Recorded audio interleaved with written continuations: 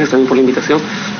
Yo me voy a centrar había preparado unas láminas, pero en virtud al resumen que ha hecho el señor congresista, creo que no son necesarias y me puedo centrar directamente al grano. Yo me voy a referir respecto al cierre del sistema, ¿no? A la AFP estatal. Yo creo que hay en la posición institucional, ¿no? Hay un primer gran paso, ¿no? Que es el sinceramiento de las cifras, ¿no? Cerrar el sistema implica dos grandes costos, ¿no? El primero es el costo del cierre del sistema, ¿no? Es decir, tenemos en este momento 4.6 millones de afiliados, en los que en promedio más o menos 1.6 millones aportan mensualmente. Entonces, esa masa de personas podrían efectivamente trasladarse hacia el nuevo sistema. También podrían convenirles a algunos de ellos, de repente a todos, quedarse bajo las reglas actuales, o algunos de ellos podrían trasladarse. Asociados a esos costos está el costo actuarial. En el documento que se señala aquí, que se cita del BBVA, señalan que eso cuesta el 25% del PBI. Ajá. En realidad ese número está un poco inflado. Porque las cifras oficiales sobreestiman realmente el valor. El valor actuarial asume que los 4.6 millones de afiliados se van a jubilar, y eso no va a pasar. Lamentablemente, la densidad de aportes, en el sistema nacional en particular, no es tan alto, ¿no? Nosotros tenemos ahorita información de aproximadamente 20 años de información histórica que están digitalizados, porque se conoce a partir de SUNAT. Y de eso se puede saber, por ejemplo, que en este momento, si yo le pregunto a una persona de 64 años, en los 20 años que yo puedo observar cuántos ha aportado, en promedio esa persona ha aportado 6 años. Si hago la misma pregunta a una persona que tiene ahorita 40 años, y le pregunto, en los últimos 20 años, ¿cuántos ha aportado? En promedio sale 4 años. Entonces, eso no es lo más dramático, ¿no? El 25% de las personas, independientemente de su edad, han aportado a lo más en 20 años 5 meses. Entonces, es de esperar que mucha gente no logre alcanzar el umbral de los 20 años, ¿no? Entonces, efectivamente, se tiene que pensar en fórmulas que permitan tratar ese tipo de casos, ¿no? Hay gente que no va a conseguir los 20 años de aporte. En esta fórmula del cierre se debe discutir qué tratamientos le va a dar a esas personas, ¿no? Se le da lo que han contribuido al sistema nacional, se le va a dar un bono, puede haber muchas fórmulas, ¿no? Pero este primer gran paso implica el sinceramiento de la cifra, implica ponerse en distintos escenarios, ¿no? En escenarios extremos, ¿no? ¿Qué tal si todos pasan al nuevo sistema? ¿Qué tal si todos se quedan en el sistema vigente, bajo la regla vigente? El cierre del sistema significaría que nadie más ingresa, pero tenemos una masa de 4.6 millones de personas afiliados y medio millón que ya son pensionistas en la que van a incurrir en costos en los próximos muchos años, ¿no? Estamos hablando de gente que ahorita en promedio tiene 40 años, ¿no? Estamos hablando de una deuda en el largo plazo, ¿no? Pasado el primer frente, que es este costo del cierre del sistema, el segundo gran frente es el costo de cualquier medida que se quiera hacer. Y de realidad el menú es variado, ¿no? Realmente se pueden hacer muchas cosas, pero yo creo, otra vez no es que yo crea, ¿no? Es una posición institucional también, ¿no? Que cualquier cosa que se deba hacer siempre se tiene que comparar, ¿no? Respecto a lo que cuesta y respecto a los beneficios que pueda proveer esto, ¿no? Es decir, hay indicadores tradicionales, usuales, que se tienden a usar para ver cómo mejora el bienestar de las personas producto de alguna intervención. De repente se puede gastar mucho dinero y conseguir una tasa de reemplazo muy parecida respecto a otro escenario en el que no se gasta tanto dinero, ¿no? Tasa de reemplazo es el porcentaje de pensión que recibes respecto a tu salario, ¿no? Cuánto mejora la pensión en promedio, ¿no? Hay indicadores que se pueden hacer. Entonces, lo que yo creo es que los escenarios deberían estar planteados tanto su costo, pero también sus beneficios, ¿no? Cómo mejora el bienestar a las personas de cualquier de estas medidas. En particular, en la ONP se ha discutido bastante esto ya desde hace varios años, y involucrado también en algunas ocasiones a algunas otras instituciones, y se han planteado algunas otras medidas, ¿no? Algunas de las medidas que se han contemplado en la ONP como medidas potenciales medidas es el famoso matching, ¿no? Este ejercicio en el cual se le da, por cuenta de que la persona decide aportar a cierta cantidad de dinero, el Estado le da la misma cantidad, ¿no? Que tienen muchas fórmulas, ¿no? Podría ser 1 a 1, es decir, por cada sol que tú pones yo también te pongo un sol. Se ha discutido eso y en las fórmulas teóricas que nosotros tenemos se contempla esa opción, pero está condicionada, ¿no? Lo condicionamos al hecho de que la persona al final de su vida laboral haya acumulado al menos cierta cantidad de aportes. Es decir, es tu plata sí y no, ¿no? Es tu plata siempre y cuando tú acumules cierta cantidad de aportes. Esto con la idea de incentivar a que la gente aporte, ¿no? Tenemos una informalidad tremenda, ¿no? Es como el 70%, ¿no? La idea del matching es que cambie el incentivo, que mejore el incentivo para provocar en la gente que aprovechen esta oferta, ¿no? Pero también no se trata también de incurrir un costo que provea poco beneficio, ¿no? Se condiciona, en nuestra visión, se condiciona el matching, la entrega del matching con su capitalización al cumplimiento de cierta acumulación de aportes. La otra idea que se ha discutido en la ONP es la garantía de la pensión mínima, ¿no? Es condicional a que las personas reciban la medida que sea que tengan que recibir, matching, por ejemplo, ¿no? Condicional a que después de capitalizar cierta cantidad de años y condicional a que hayan acumulado al menos, por ejemplo, 20 años de aporte, la persona no alcanza cierto umbral, el Estado podría participar garantizando una pensión mínima para todos los que cumplan esa condición, ¿no? Otra vez la idea de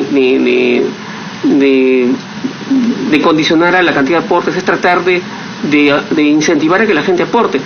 Es probable que con esa condición el costo no sea tan grande, porque después de 20 años de aporte, si empezaste joven, es muy probable que ni siquiera necesites ningún financiamiento, ¿no?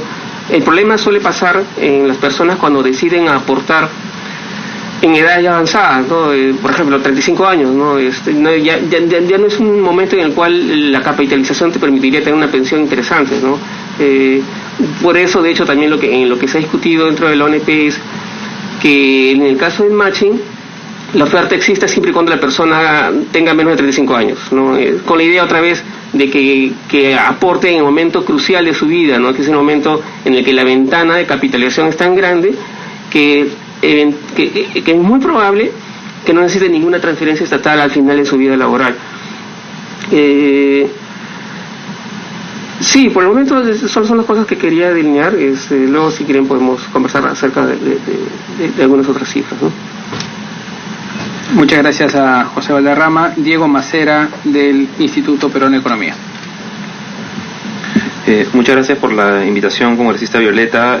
Igual que Joana, felicito la iniciativa y el esfuerzo por tratar de tener una reforma comprensiva del sistema de pensiones.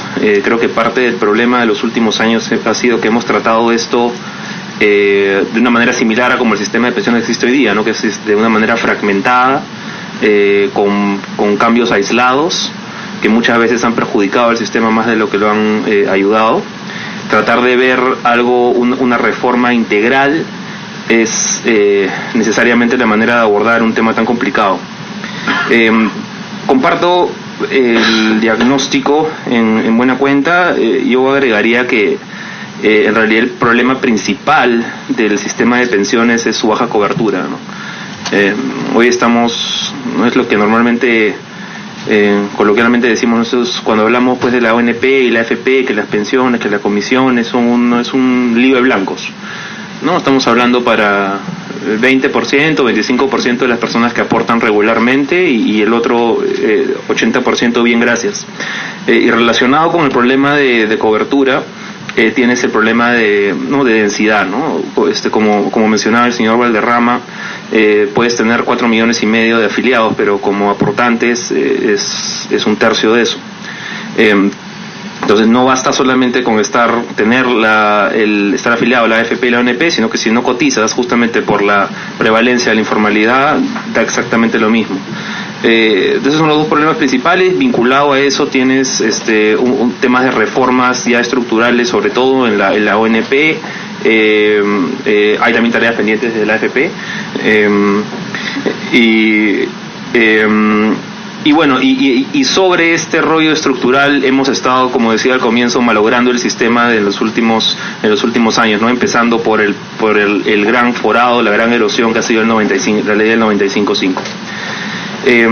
Para entrar ya de plano a las propuestas del congresista, voy a tratar un es más que bien un ejercicio dialéctico, empezando más o menos lo que veo bien, la parte de las preocupaciones, y hacia el final voy a tratar de terminar en una tesis. Respecto del primer tema, que quizás es el más grueso, ¿no? El de la transformación de la ONP a la AFP pública, yo veo este es necesariamente el camino correcto a emprender, ¿no? Necesitamos una transformación de un sistema de reparto hacia un sistema de capitalización individual. Creo que eso es innegable, lo mires como lo mires, le des la vuelta que le des la vuelta. Es innegable también que el costo inicial, sobre todo, va a ser alto, ¿no? Lo decía muy bien el señor Valderrama. Yo coincido en que las cifras están un poquito sobreestimadas. Y al final los cálculos que hemos sacado desde el IPE es que dependiendo cómo lo hagas, ¿no? Hay muchísimos supuestos detrás de esto. Parte de ellos es cómo vas a dar el bono de cierre, cómo vas a dar el bono de reconocimiento. Mencionaba Giovanna que es muy importante si es al comienzo, si es cuando se retira a los 65. Ya vemos los problemas que está causando el otorgamiento de los bonos de reconocimiento ahora con el REJA, ¿no? Que el MEF los ha parado, justamente por un tema de caja. Entonces, si bien es importante reconocer que hay un costo inicial de más o menos, un poquito menos de un punto del PBI en el formato que nosotros lo vemos en el IPE al año, decreciente, este costo es a largo plazo menor que el costo de mantener el sistema tal y como está, ¿no? Y acá hay un punto adicional, que es que es mantener un sistema que es injusto para miles, quizá millones de los trabajadores que aportaron durante menos de 20 años y que no van a ver una pensión, ¿no? Entonces, no es solamente el costo fiscal directo que tenemos de mantener el sistema de reparto tal y como está, sino que es también la carga moral con la que cargamos de no hacerle justicia a esos millones de trabajadores. Entonces, esa es la parte no positiva que yo creo. En el IPE estimamos que son unos, no recuerdo ahorita la cifra, pero podrían ser más o menos unos 20 años, dependiendo de cómo se haga, hasta que el costo se voltee, ¿no? Hasta que sea más barata la intervención temprana a la ONP hoy día que mantener el sistema tal y como está, sobre todo en vista de la estructura demográfica de envejecimiento que tenemos en la población, ¿no? Con un bono demográfico que se acaba de acá, por lo menos el pico se acaba de acá unos 10 años. ¿Qué preocupaciones me genera esto? Sí, yo creo que hay una preocupación legítima de competencia desleal entre una AFP pública y AFP privadas. O sea, hay un motivo por el cual el artículo de la Constitución está como está. Y en un ambiente de poca institucionalidad como el Perú, quizá no este gobierno, quizá no el siguiente, pero digamos, no es improbable que algún gobierno pueda usar esta nueva herramienta, ¿no? Esta empresa pública de pensiones de una manera populista y peligrosa para el sistema y la economía en general. A mí y esto se encadena mucho con el rol que tiene que tener la SBS al momento de regular, porque si estamos hablando de que si tiene que ser una empresa que compite con las empresas privadas, pues tiene que ser una empresa que también genera ganancias, ¿no? Porque sería demasiado fácil que la empresa vaya al muere, ¿no? Con comisiones bajísimas, incluso subsidiada por el Estado eventualmente en un mal entendimiento del marco legal, y eso es la definición de competencia desleal con las AFP. Entonces yo creo que ahí hay que tener un poco de cuidado. Por otro lado, yo no soy, y aquí comparto la tingencia de congresista Violeta, pero al revés, ¿no? Yo no soy abogado, pero voy a hablar de derecho. Yo no sé si se cumple con el tercer punto respecto en el cambio constitucional, sobre si efectivamente el rol subsidiario del Estado aquí encaja con el cambio que se quiere hacer. Entonces, esas son mis preocupaciones respecto del primer punto. Voy a tratar de ser más breve en lo siguiente, se lo prometo. Respecto del IGB, del aporte como parte de estos dos puntos del IGB, Creo que es una oportunidad maravillosa de ampliar cobertura. Cobertura, decía al comienzo, es el problema principal del sistema, y a partir de de aportes por IGB esto podría ser incluso explosivo. Y un punto que yo creo que podríamos reforzar muchísimo, y que es quizá junto con cobertura, quizá lo más interesante, es el potencial de formalización, ¿no? El potencial de formalización de este esquema a mí me parece quizá la parte más interesante. Hacer cálculos detallados sobre esto es un poco peligroso porque es muy sensible, ¿no? En verdad es un poco adivinar cuánta gente va a empezar a pedir y cuánta gente se va a formalizar a partir de esto, pero en función a tu nivel de formalización y a los puntos que vayas a bajar de evasión como porcentaje del PBI, esta es una reforma que potencialmente te podría salir muy barata. ¿Ya? Si logras compensar esta devolución de IGB justamente con mayor formalidad en la economía, hay cálculos preliminares que con 7 puntos de reducción de elevación de IGB esta reforma te podría salir gratis. ¿Ya? Dependiendo de como el anterior, hay 1000 supuestos alrededor de esto, o sea, a dónde lo quieres cortar, cuál va a ser tu tasa de capitalización de largo plazo, etcétera, etcétera. Pero sí hay, no los hemos hecho nosotros, lo han hecho unos colegas, que ellos calcularon que en base a los supuestos que ellos manejaban, 7 puntos de reducción del IGB en términos de PBI te pagaban esta reforma. Entonces creo que ese es un marco vendedor adicional. ¿Qué cosa me preocupa de la parte de IGB? Me preocupa el esquema regresivo, ¿no? Me preocupa que obviamente las personas que tienen más dinero gastan más plata, tienen más pago de IGB, se les va a devolver más, ¿no? Las personas que tienen menos plata no solamente gastan menos, sino que muchas veces gastan en lugares informales o gastan en productos que ya de por sí no pagan IGB, ¿no? Transporte urbano, ciertos alimentos, educación, ¿no? En el IPE estimábamos que tenías una persona de CIL más bajo, gastaba más o menos 4 soles al mes de IGB. Entonces, claro, y sobre eso tienes que quitarle estos dos puntitos. Entonces construir una pensión sobre eso se vuelve un poco difícil, y más bien una persona en el otro extremo, ¿no? del decil superior gasta varias veces múltiplos de esa cantidad, y lo que le estás diciendo al fisco es, oye, saca plata del MEF para financiar más a esta persona que ya de por sí tiene más plata.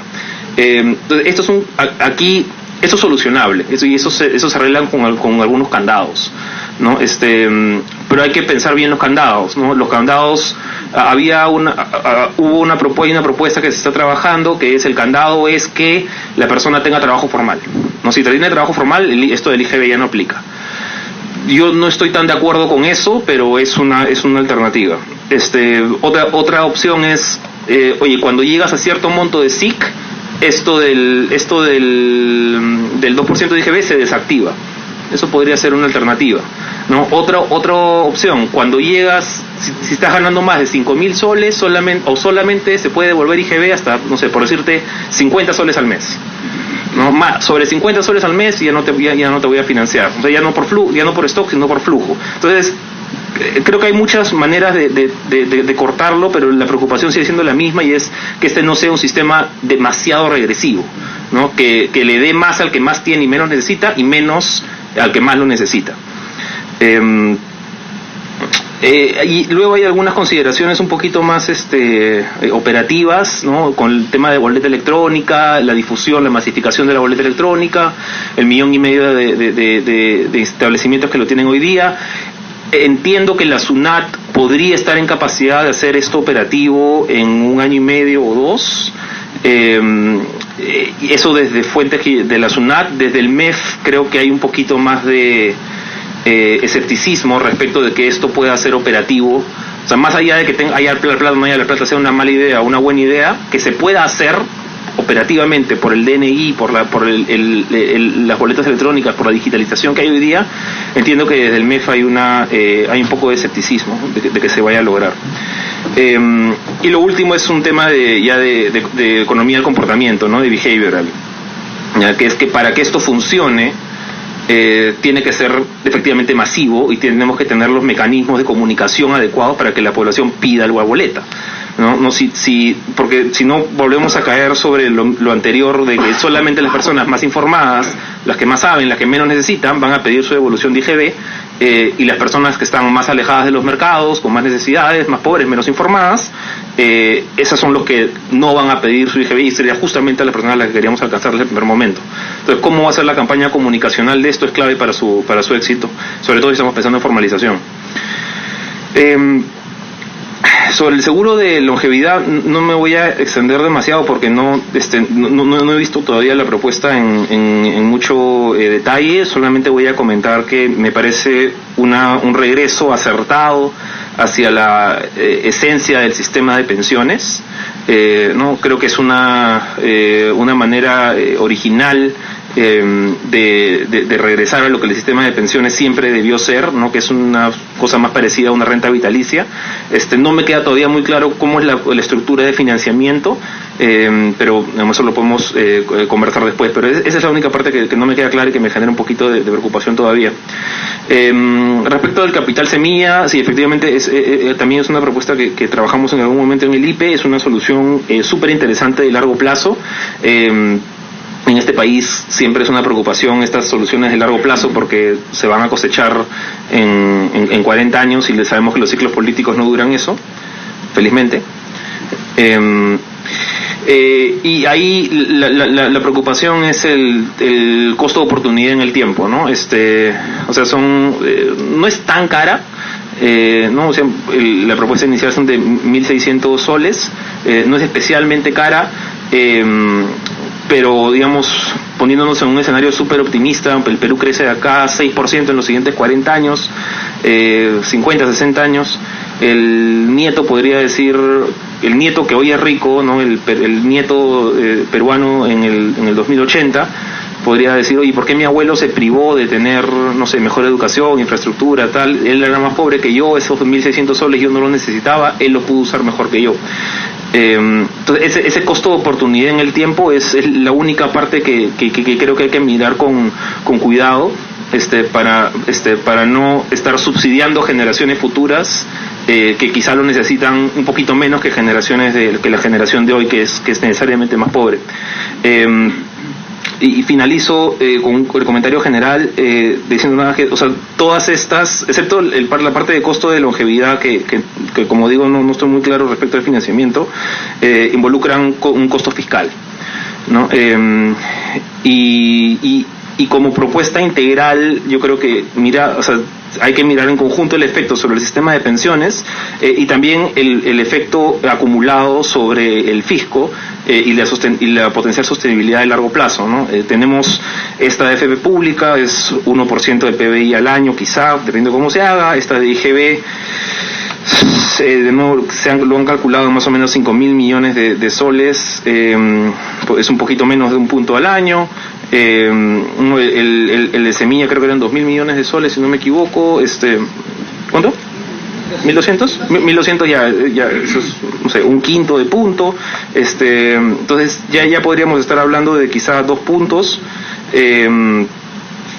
Hay que, como digo, hay que mirar integralmente el efecto sobre el sistema y también el efecto sobre la sostenibilidad del fisco. Termino nada más felicitando la propuesta del congresista y por querer mirar esto de manera conjunta, y esperamos seguir trabajando. Muchas gracias. Muchas gracias, Diego. Estamos tomando nota. Juan Carlos Sodar, editor central de Economía del Diario de Comercio. Buenos días, gracias por la invitación. Aquí comentando la propuesta, teniendo en cuenta los 4 anteproyectos que se han presentado, ¿no? El primero sobre la AFP del Estado, ¿ya? Y ahí el punto de partida es qué pasa en la transición con las personas que ya están por jubilarse, ¿no? ¿Qué va a pasar con ellos, ¿no?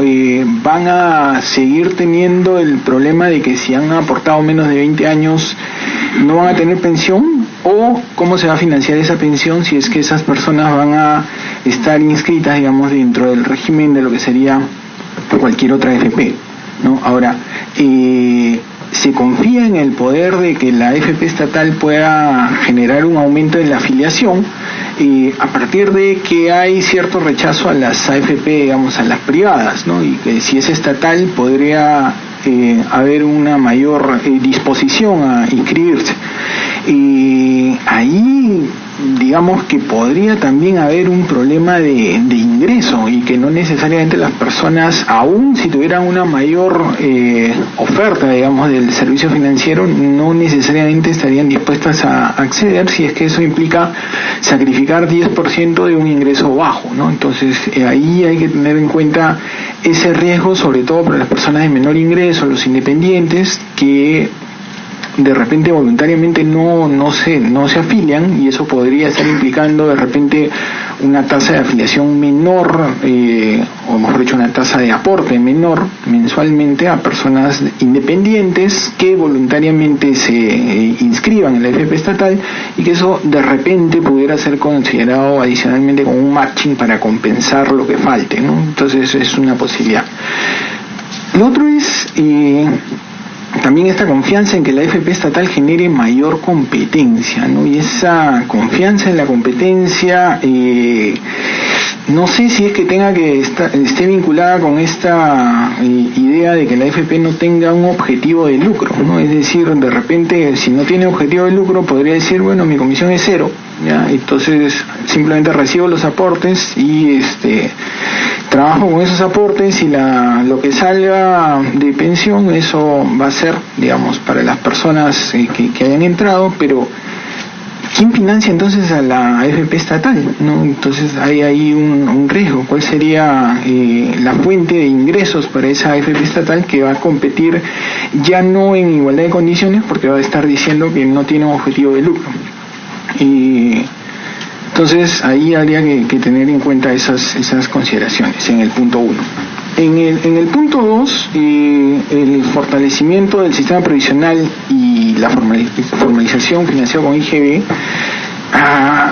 2 puntos del IGB ayudan, sí, pero no es suficiente, ¿no? Digamos, en un caso extremo, súper optimista, que 100% del ingreso se gaste, y que todo se gaste en bienes que pagan IGB, ¿no? Eso quiere decir que el 16% de mi ingreso va al IGB, ¿no?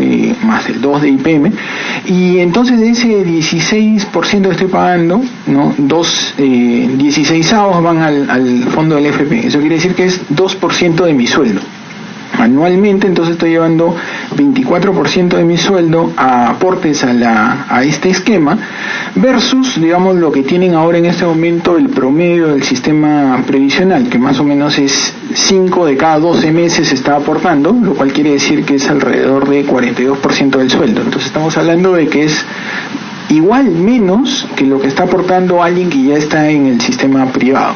Claro que ayuda al que está afuera, pero eso hay que tener en cuenta, ¿no? Bajo el supuesto que estamos diciendo. El que está afuera probablemente es un independiente, probablemente es muy informal, probablemente es del sector rural, y gran parte de su gasto no paga IGB. Entonces se confía también en el poder de la formalización, sí, pero no necesariamente eso puede ayudar lo suficiente para constituir una pensión, digamos, lo suficientemente alta como para que haya un incentivo grande a pasar a la formalización, ¿no? La formalización finalmente tiene un razonamiento económico detrás, ¿no?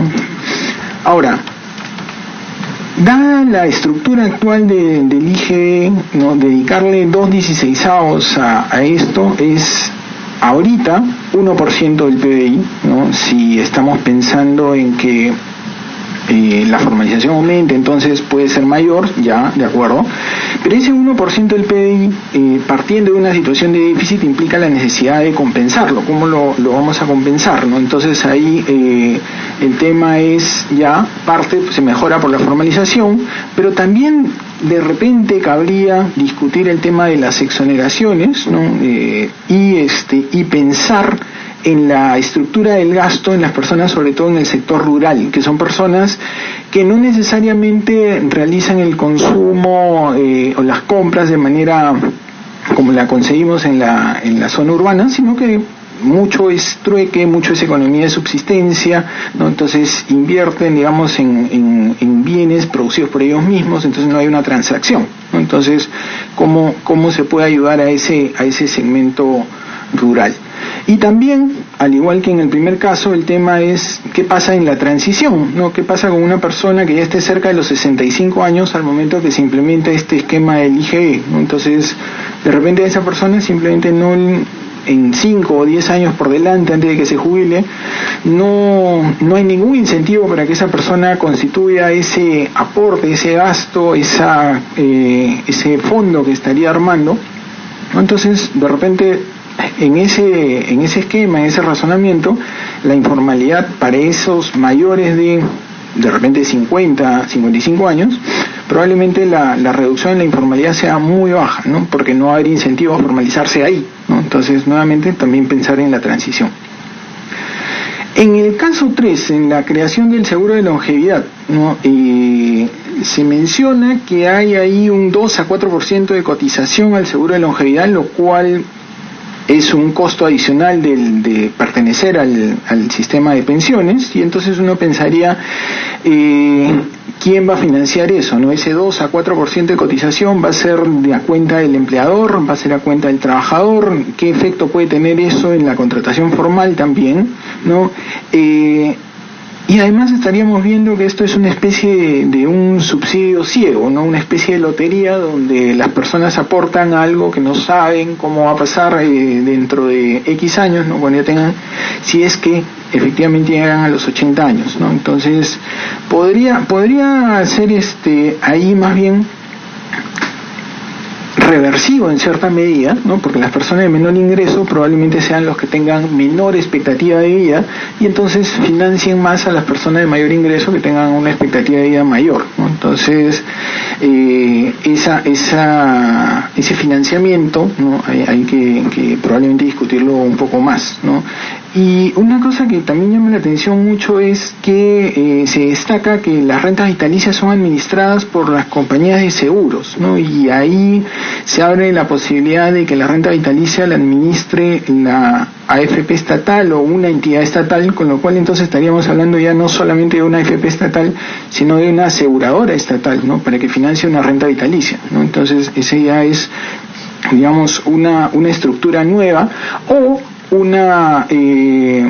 un atributo nuevo de esa AFP estatal, con lo cual estaríamos hablando que no hay una competencia estricta, está teniendo funciones adicionales a las que tienen las AFP.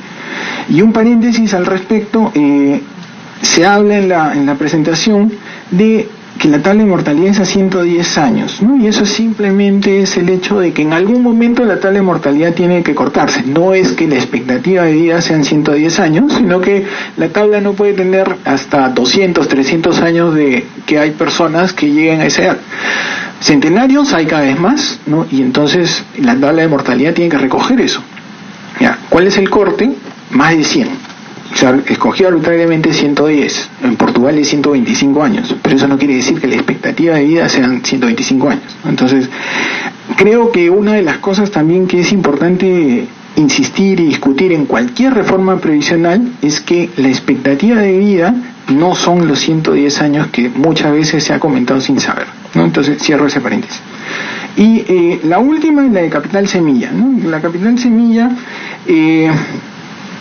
digamos, ya se ha mencionado un poco el costo. La pregunta es de dónde sale ese financiamiento al capital semilla, y también habría que discutir cómo se define la indexación, ¿no? Se está proponiendo alrededor de 1.600 iniciales. En el tiempo, cómo van a ir evolucionando esos 1.600, van a ser ajustados según inflación, van a ser ajustados según crecimiento de la remuneración mínima. ¿Cuál va a ser la forma de ir subiendo ese monto a lo largo del tiempo?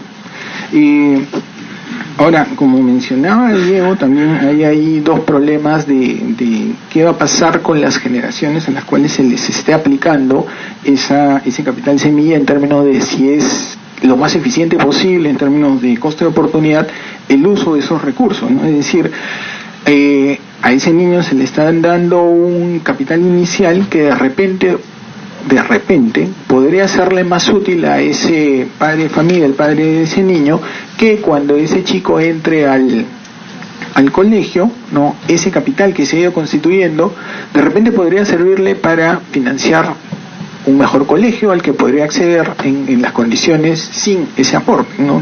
Podría ser de repente acceder a un seguro médico, tener algún tipo adicional o alternativo de uso de esos recursos, ¿no? Siempre por discutir, pero es una posibilidad. ¿Por qué pensar en que a 65 años es el mejor uso posible de ese recurso inicial? Lo que sí es interesante es efectivamente el poder del crecimiento compuesto, ¿no? A un 5% anual de rentabilidad efectivamente se llega a esa pensión equivalente al mínimo de una pensión básica solidaria, ¿de acuerdo? Podría ser más en función de la rentabilidad, pero la rentabilidad también va a estar dependiendo de esa competencia que esperamos que ocurra, ¿no? Ahora, una de las cosas que podría darse también al momento de que estos chicos recién nacidos pase el tiempo y cumplan los 65 años, ¿cuáles son los que van a acceder a esa pensión generada con este aporte? Es decir, ya una persona que a lo largo de su vida laboral pueda haber estado constituyendo un fondo lo suficiente como para alcanzar cierto umbral, pensando en remuneración mínima o 2 veces remuneración mínima o un cuarto de remuneración mínima, lo que se defina, de repente esa persona ya no va a estar necesitando ese aporte inicial del capital semilla, ¿no? Entonces ese capital semilla podría ser de alguna manera redistribuido y beneficiar y favorecer más a las personas que se han quedado a lo largo del tiempo con menores pensiones, ¿no? Entonces eso podría ser redundante si es que se asigna a personas que ya tienen una pensión lo suficientemente alta, ¿no? Y en la discusión en general de todo este tema de pensiones, siempre es importante pensarlo de manera integral, ¿no? Las reformas parche o las reformas parciales de repente no pueden ser o pueden ser menos potentes, ¿no?, que si se aplicaran de manera integral, ¿no? Entonces, de repente uno podría pensar no en 4 anteproyectos, sino en un proyecto conjunto de reforma del sistema de pensiones, y eso podría ser mucho más potente, tener mucho más impacto. Y en ese sentido, de repente algo que usualmente se deja de lado, ¿no?, y puedo decir que también dejamos de lado cuando trabajamos en la Comisión de Protección Social, ¿no?, que se hizo una propuesta a inicios del año 2017. ¿Qué pasa con los regímenes especiales de pensiones, ¿no? ¿Qué pasa, por ejemplo, con las cajas de pescador, de policía, caja militar, ¿no? ¿Van a ser parte de una reforma de pensiones o simplemente el Estado va a tener que seguir asumiendo ese costo creciente sin poder incorporar, digamos, a los activos en esos sectores que podrían acceder a un esquema parte de lo que está trabajándose de manera integral, ¿no? Igual estaríamos hablando de que haya algunos fragmentos sueltos si es que no se están incorporando, lo cual no es fácil, pero cabría la pena pensar en incluirlos. Y en general también todo esto que tenemos de problemas en el sistema previsional refleja la alta informalidad de nuestro mercado laboral. Entonces también cabría pensar a lo largo de estos años, ir pensando en una reforma completa del mercado laboral que implique una reducción de la informalidad. Insisto, no es fácil, pero también hay que considerar que las reformas, si vamos a implementarlas, es mejor, tienen más efecto si las pensamos de manera completa, ¿no? Y en ese sentido hay mucho independiente informal que está absolutamente fuera del sistema y que dentro de estas propuestas igual no necesariamente alcanzaría una pensión lo suficientemente razonable porque ya ha trabajado mucho tiempo fuera del sistema, ¿no? Entonces hay que incorporar o hay que pensar en cómo incluir estos esquemas independientes, estos trabajadores independientes, ¿no? Y pensando sobre todo que y ahora cada vez es mucho más notorio en generaciones menores, ¿no? Este salto entre trabajos, entre paso de la formalidad, la informalidad, el emprendimiento, ¿no? Entonces ese emprendimiento que probablemente durante algún tiempo pueda funcionar, pero de repente no, y entonces ¿qué pasa con ese trabajador, ¿no? Entonces todo ese tipo de consideraciones cabe tenerlas en cuenta, pero de todas maneras me parece un gran esfuerzo y una propuesta destacable, ¿no? Empezar a pensar en el futuro de las pensiones, sobre todo teniendo en cuenta que hace algunos años, ¿no?, salió la ley del 95.5, que básicamente ha tenido un impacto negativo en el sistema, ¿no? Entonces tratar de recomponerlo, creo que todavía estamos a tiempo y vale la pena el esfuerzo. Gracias. Muchas gracias, Juan Carlos. Don Jorge Morelli. Buenos días. Muchas gracias, congresista. Muy amable por invitarme. Yo quisiera hacer un comentario de carácter general, lo más breve posible. No